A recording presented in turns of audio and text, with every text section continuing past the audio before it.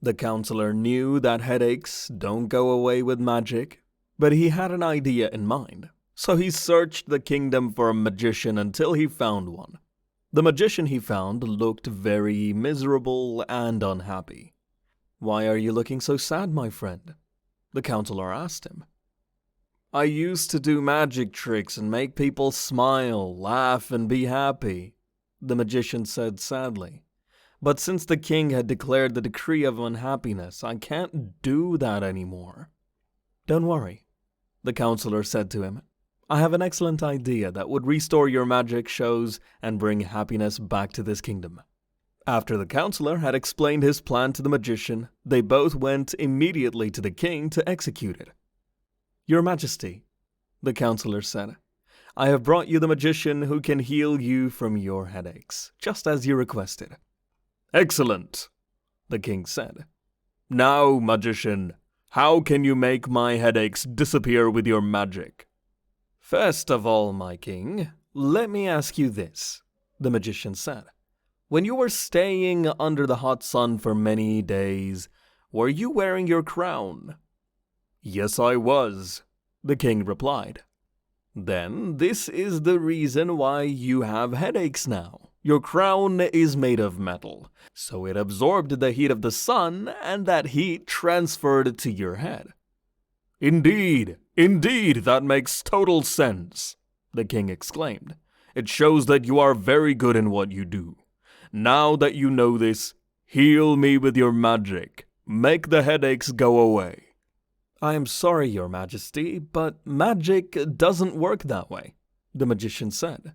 "We need to use a magic trick, and for the magic trick to work, we need to use special things and to say an incantation." "Okay," the king said. "What things do we need for this magic trick?" "Well," the magician said, "we need your crown that caused you these headaches, and we need a hat that never gave you any headaches when you wore it." "Oh, I have a hat," the king said excitedly. "It's a beautiful one with bells on it. Guards, bring me my hat. I always knew that hat was very special. It never gave me any headaches when I wore it, but people were too stupid to notice that." When the guard brought the hat to the king, the magician said, "Now for the magic trick. You need to put on the hat and give your crown to someone. When you say the incantation, the headaches will magically transfer from the person wearing the hat to the person wearing the crown." "Okay," the king said. "I can give my crown to my counselor. I know he doesn't mind having my headaches for me, because if he does, I will put him in jail like the previous counselors." "I certainly don't mind, your majesty," the counselor said. "Your health is much more important than mine." "Good. Now, just one question. What does an incantation mean? I mean, I know what it means, but because of my headaches, I can't think very clearly, so I've forgotten its meaning," the king said, lying. He had never heard the word before. "An incantation, your majesty, is a special phrase that you have to say in order for the magic trick to work, and it has to be in front of many people," the magician explained. "The incantation for this magic trick is, 'I renounce my crown to my counselor.'" "Okay, so all that is left for us to do is gather many people," the king said. "Guards, gather all the people of the town here." When the people of the town had finally gathered, the king removed his crown and put on his silly hat. Then he placed his crown on the counselor's head and said loudly in front of everyone, "I renounce my crown to my counselor." After a moment of waiting, the king said, "Oh, my head! How much longer should I wait? The headaches haven't disappeared." "You don't have to wait for anything, your majesty," the counselor said. "One can never heal himself with magic, and since you renounced your crown to me in front of everyone, I am now the new king.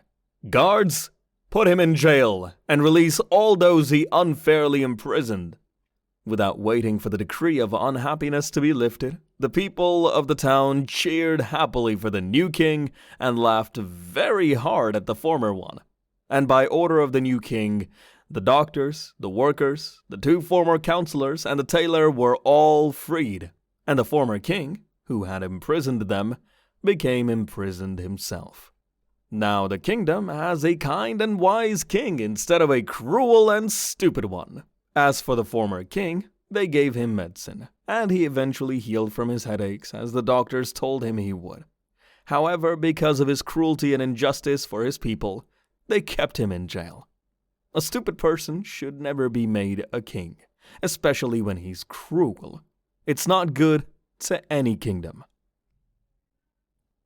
This has been The Stupid King and the Wise Counselor, written by Ali Qasim, narrated by Abel. The end.